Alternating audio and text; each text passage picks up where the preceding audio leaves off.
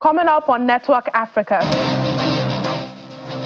Botswana's opposition party, the UDC, wins general election. Incumbent President Mogweti Masisi concedes defeat. Kenya swears in new Deputy President Kithure Kindiki after a High Court approval. Plus,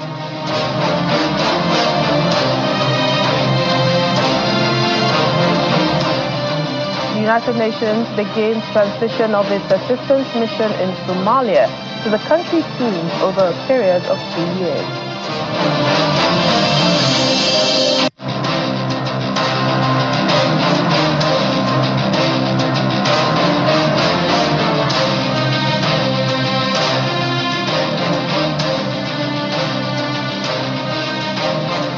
Hello and welcome to the program today. I'm Layo Olarinde. We begin in Botswana, where we're seeing a political shake-up as citizens have rejected the ruling Botswana Democratic Party, BDP, in just concluded general elections.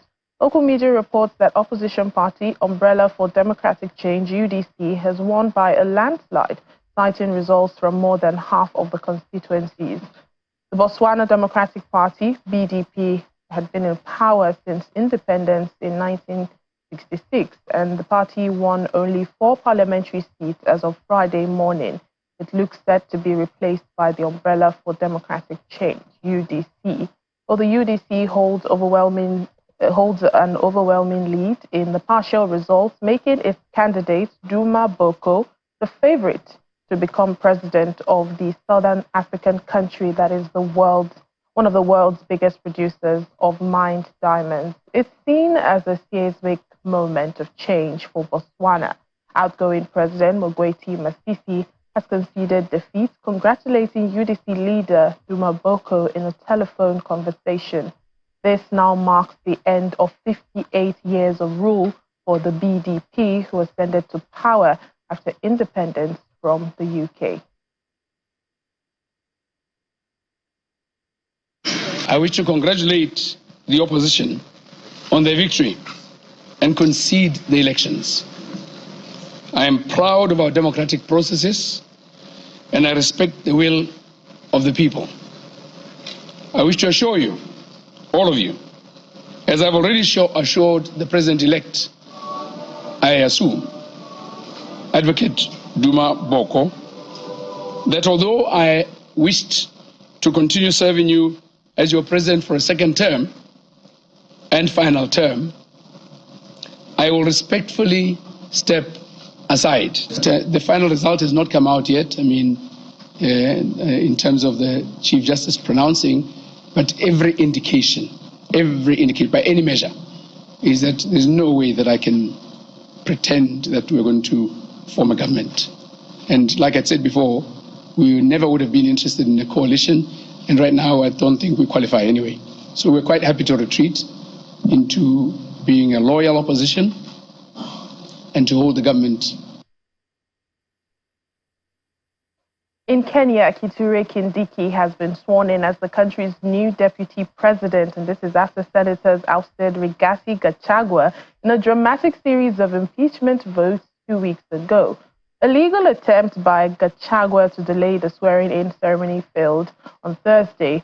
Now, Mr. Kindiki, a 52-year-old former law professor, has been serving as President William Ruto's interior minister for the last 2 years. In his speech at the ceremony in the capital, Nairobi, Mr. Kindiki termed his predecessor's impeachment a testament to the maturity of Kenya's democracy and a testament that Kenyan institutions work. He also pledged to be loyal and faithful to citizens.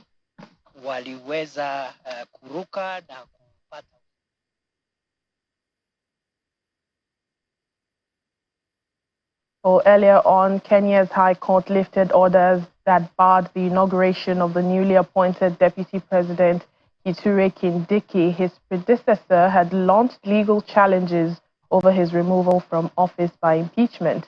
The legal team of Mr. Rigathi Gachagua objected to the decision, claiming they were not given a fair hearing and that the court had sidestepped questions about Kindiki's qualifications.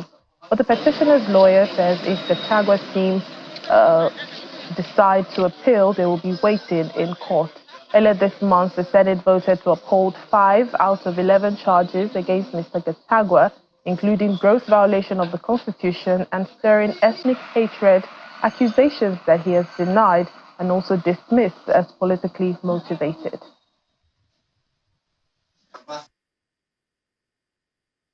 An appeal is a good thing because it grants a party the satisfaction to take advantage of every process within the court system, all the way to the Supreme Court. But we will wait for them at the Court of Appeal as they appeal, and we will beat them at the Court of Appeal. No. We are not given a fair hearing. We raised issues about the qualifications of Mr. Kithure Kindiki. The court grossed over. They never even mentioned that in their judgment. So let's speak now to Mariama Diallo, VOA Africa correspondent in Nairobi. Hello, Mariama. Thank you for your time on the program. Thank you so much for having me. Well, despite the challenges, Mr. Kithure Kindiki is now deputy president after being sworn in. What stood out for you in his acceptance speech? Well, I think he seemed very humbled. He started by talking about the fact that here he was, he's 52 years old, and he mentioned the fact that he came from a small village, basically in Mount Kenya, and the fact that someone like him has been able to ascend to the position that he was being sworn in today is a testament that basically, you know, Kenya is a country that this could happen to basically anybody, not just him. He talked about the fact that he will serve the Kenyan people. He will serve basically the country. He also talked about, you know, wanting to lessen the load off the shoulders of his boss, President William Ruto, who appointed him. But more and more, the fact that he really kept talking and coming back to, as he was addressing attendees, was that he was definitely not taking this position lightly, in addition to obviously being humbled and being grateful that he was not going to let President William Ruto, he was not going to let him down. He also talked about his experience in the past 2 decades working with President Ruto in all kinds of ways, and he talked about some of the biggest lessons he learned in politics. He learned them while either serving President Ruto or, you know, just working with him in general.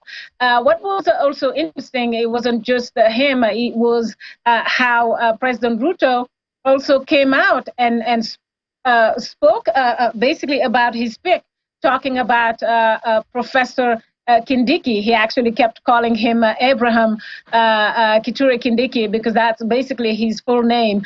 He talked about his qualification, and I think that maybe has to do with the fact that Gachagua's lawyers, after the ruling yesterday, did talk about the qualifications of the deputy president, the newly appointed deputy president. And I'm going to just read a quick quote from Ruto talking about the fact that, in addition to saying that he was a dedicated professional whose commitment to excellence has helped us all overcome daunting challenges. And with that, I think he meant the fact that, you know, let's not forget that Professor Kindiki was part of the legal team when President Ruto was summoned at the ICC. Ruto went on to talk about the fact that Kindiki is a patriot whose dedication to cohesion, national unity, and inclusivity is beyond reproach. But this is the most important thing when he talked about him being highly qualified and an outstanding scholar. He said that he was a litigation lawyer, he was a consulting lawyer, he was a senator, he was majority leader of the Senate, deputy speaker of the Senate, but most recently, obviously, he served 2 years as the Interior Cabinet Secretary. Before I go, I just want to talk about, staying on that, just to talk about the fact that the past 2 years also, Deputy President now Kindiki has been criticized for some of the things that happened under his watch, and that includes the Gen Z protests earlier this year, where they criticize him for supporting alleged police brutality. There was also another point where his critics talk about the fact that he supported that deployment of a police force to Haiti, something that, not a lot of people, some people at least didn't agree with, but it's a deployment that him and his boss, obviously William Ruto, vehemently defended. Indeed, Mariama, and we've seen the challenges and hurdles, Kenya had to face to get to this point. Will Kindiki's new appointment, resolve the political crisis in the country? That's $1 million question. We've just seen, obviously, they talked about the fact that there is a possibility for former DP Gachagua to appeal some of this. And we also know that in the past 2 weeks, obviously, Gachagua's lawyers had filed about 30 petitions, really, trying to stop that inauguration of Kindiki. So this is obviously not the end of it. The decision, the ruling was taken yesterday. Today was a holiday. A holiday across the country. Then the swearing in happened. So I guess between now and Monday, I'm sure his lawyers, Gachagua's lawyers, would regroup, and then by Monday, we'll probably find out more about, where does the case go from here. All right, then. Thank you so much, Mariama Diallo, VOA Africa correspondent in Nairobi. Thank you for having me. The United Nations is to begin the transition of its assistance mission in Somalia, UNSOM, to the UN country team over a period of 2 years. The Security Council on Wednesday unanimously adopted a resolution authorizing the transition to begin today, November 1st. Speaking on behalf of the AC+, namely Algeria, Ghana, Mozambique, and his country, Sierra Leone, Ambassador Michael Imran Kanu urged all partners to continue their efforts to support Somalia. Meanwhile, Somali Ambassador Abubakar Osman welcomes the adoption of the resolution, which he says reflects the Council's commitment to implementing the request of Somalia.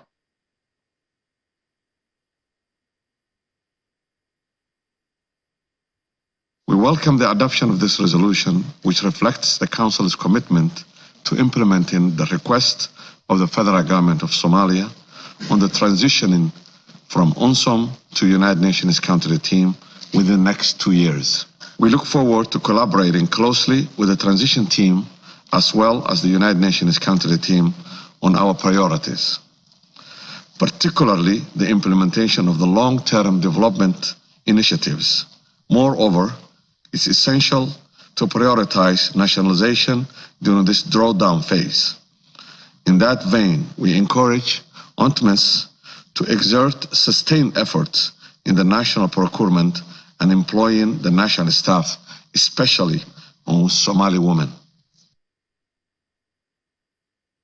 We'll take a break now on the program. Still to come. The Marrakesh International Aviation Exhibition returns after a 5-year break. Please join us again.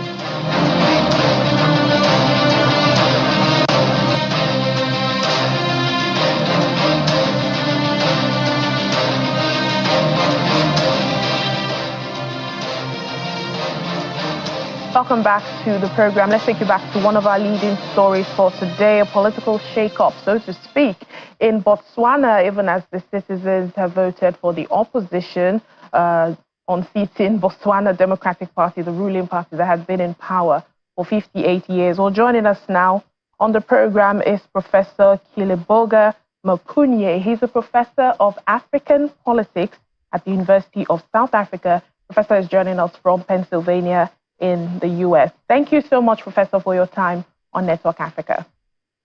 You're welcome, and greetings to your viewers and listeners.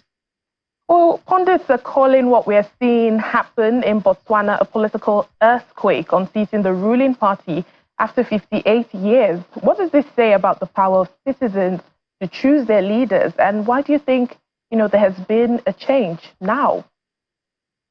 Well, you call it a political earthquake. I call it a democratization wave in Botswana, because Botswana has been a leading country in terms of democratization, which has resulted eventually in the establishment of democratic regimes in South Africa, in Namibia, Zimbabwe, and so on. So for me, this change that you are seeing is a manifestation, obviously, of the 50 years of the BDP, the Botswana Democratic Party, from which these Southern African leaders have learned. And then one more time, Botswana is leading by showing that democratic change of power and democratic transfer of power is possible without bloodshed, as we have seen elsewhere in the continent. Even here in the US, where I am, there are talks that next week's election might just take a different turn, which is very worrisome. And we've also seen, President Masisi conceding defeat and swiftly, I might add, congratulating Duma Boko and his party. Why did he concede so quickly? Some might say this is to prevent political unrest in Botswana, like you've alluded to. It's one of the few countries in Africa with a stable democracy. On the contrary, I wouldn't say President Masisi has conceded to the incoming president-elect Duma Boko simply to avert violence. Botswana is not known as a country that is prone to election, pre-election, even post-election violence. It's a peaceful country. It has enjoyed relative peaceful transfers of power more than we can imagine ever since the country achieved its independence in 1966. So the concession for me is a very, very good lesson. I think Botswana is learning from the fact that in successful democracies, you have to concede to your challenger, your contender, whom you thought you would defeat at the polls. But when you see that the writing is on the wall, you need to make sure that you swiftly and graciously do what he has done, which is with humility to reach out to the other side and to congratulate them, because he could see that they had reached this step according to the law. Once about 31 parties, seats, members of parliament, have been achieved by a party. The law requires that that person, that number of parties obviously should be acknowledged as the incoming or the one that is likely to win. And in terms of Botswana law, that threshold was reached, and therefore President Masisi could see that he just has no option but to concede to his challenger. Well, let's talk about the leader of the opposition, who that's the UDC, that's Duma Boko. What kind of leader has he been in his party, and perhaps can those qualities be translated when his party assumes leadership of the country? He is a little bit of an unknown quantity package. I've seen him in a number of rallies even before. By the way, people might think that he just came out of nowhere, but those who know him know that he has been, at this political game for as long as 2012, when this UDC, this umbrella for democratic change that he is leading, but it's a coalition of parties, not one party that he's leading since 2012, but which in 2014 and 2019, many people were thinking that would achieve what they have achieved now, in other words, defeating the BDP at the polls, but could not. And I think he has learned over the years that his skills. Obviously, he's a lawyer or somebody who comes from the legal fraternity, and somebody who is very experienced in terms of legal matters. He has got to bring in those skills, but also being a seasoned politician in parliament. I've heard him speaking so many times, obviously criticizing some of the policies of the now former governing party, the Botswana Democratic Party, and he has the support generally of members of the opposition. Of course, it's going to be a little bit of a tall order for him. First time, at the helm of the country. Many people have been saying the UDC, the incoming governing party, obviously its major stumbling block is that it does not have practical experience governing. This will be the first time that they are governing. But it's not impossible because they have always been looking at the policies of the governing party. And I believe that, using those skills of him being a seasoned MP, understanding policy, also with his legal background, he should be able to do a good job at the presidency. So obviously he needs the support of all the parties in the coalition, including those that are not in the coalition, such as the Botswana Congress Party of another leader called Salishando. All right, then. Thank you so much, Professor Kilebonga Mapunye, Professor of African Politics at the University of South Africa. Thank you so much for your insights on Network Africa. You're welcome. Well, we're back here in Nigeria, where the Sickle Cell Foundation, SCFN, in partnership with the Lagos University Teaching Hospital, has achieved its first set of bone marrow transplants in Lagos. This cure for the sickle cell disorder is set to reduce child mortality and medical tourism for the condition. Our correspondent, Mary Alale Yusuf, reports.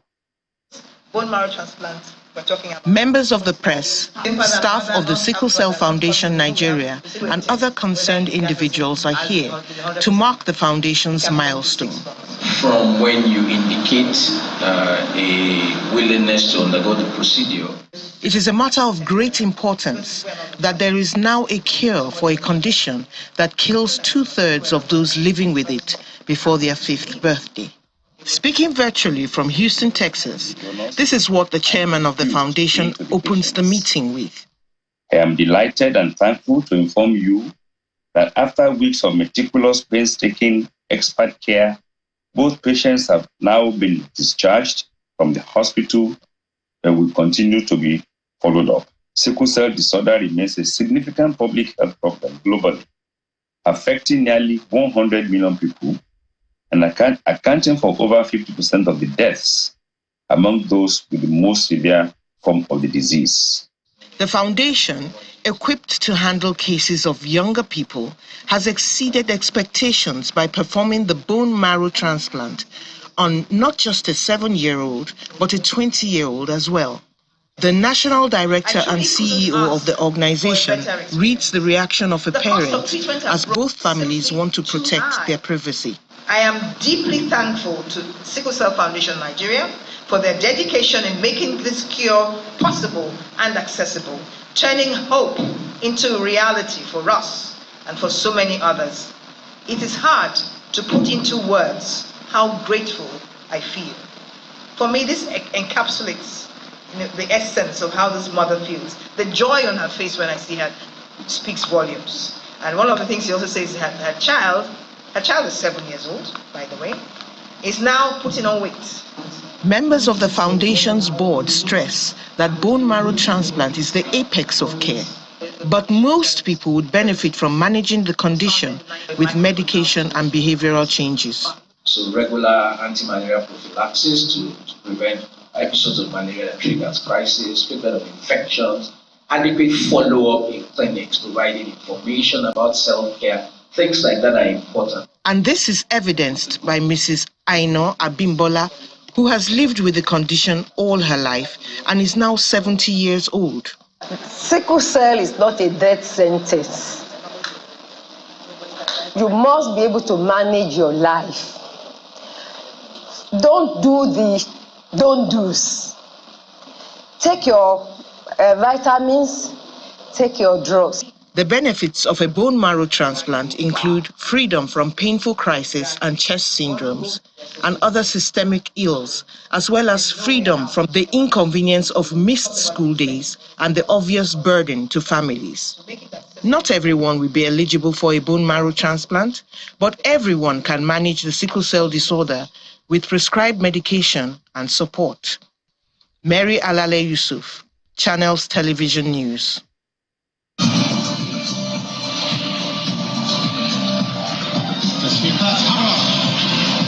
التي ستمتعنا بلوحات فنية رائعة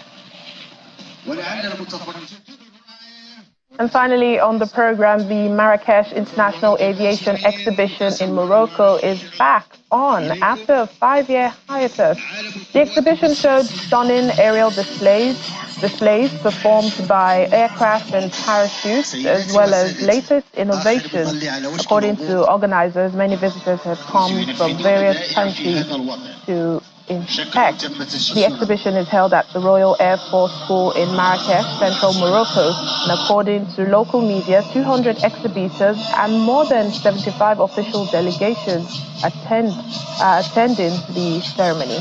The exhibition first launched in 2008, but last took place in 2018, and that was prior to the outbreak of the COVID-19 pandemic. Both sides in a vertical split.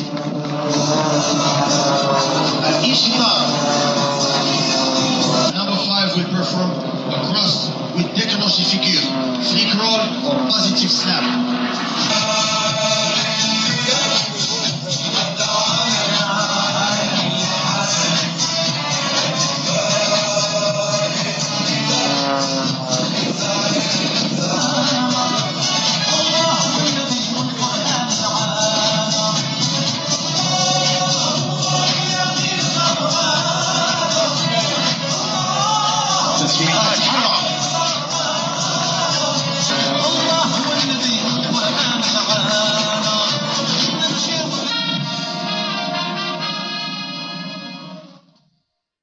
And that's it on the program today and for the week. Thank you so much for watching.